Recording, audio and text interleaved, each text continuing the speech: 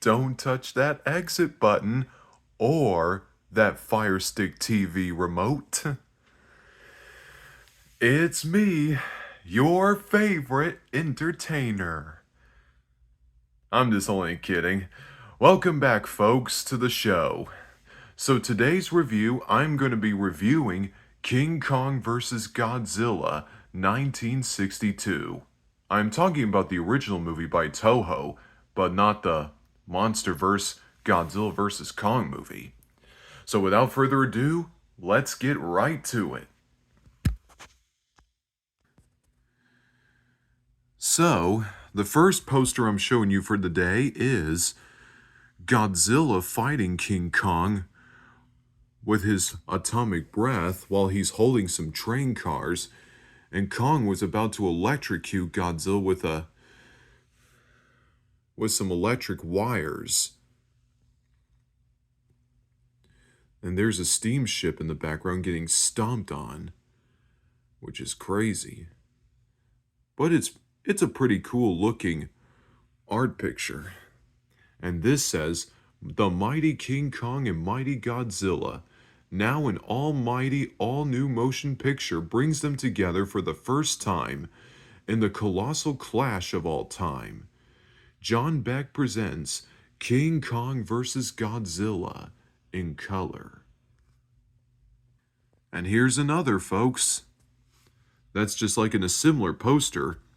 This scene shows King Kong swinging Godzilla around with his tail.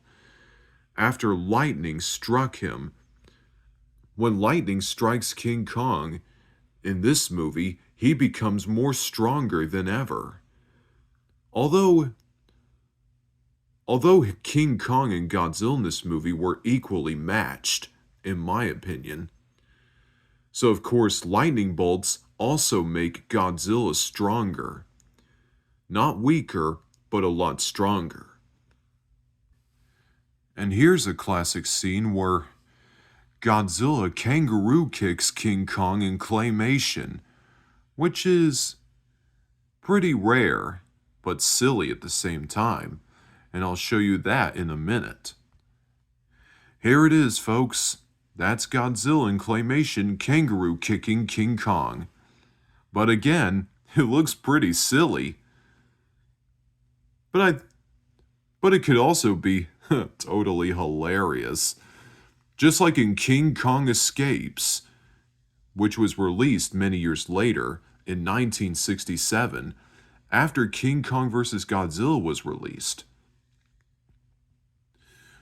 Gorosaurus did the same thing to King Kong, like kangaroo kicking him repeatedly, which is also really funny.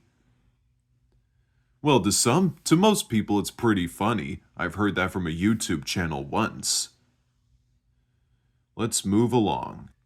And this shows the final scene where both King Kong and Godzilla knocked a Japanese castle down before they both plunged into the water together. And then in the end, Kong was swimming out into the sea, but no signs of Godzilla. But of course, there's no telling who won. So I think it was a tie. Many people say it was a tie and just call it a draw. I agree with these people who would say this fight is just calling it a draw. So nobody knows where Godzilla went. He probably went swimming away. Probably he was just brutally injured or hurt, and then he swam away, letting Kong escape back to his home island. And I think that was the end of it. At least I'm not getting ahead of myself for it. Alright, folks, that's all I got for you for today. I did my best not to speak so fast or get ahead of myself, because I just don't want to be saying something silly that'll crack you up. That's all I got today for you in this episode. Make sure you like and subscribe to the channel as always, and I'll see you next time. Bye-bye!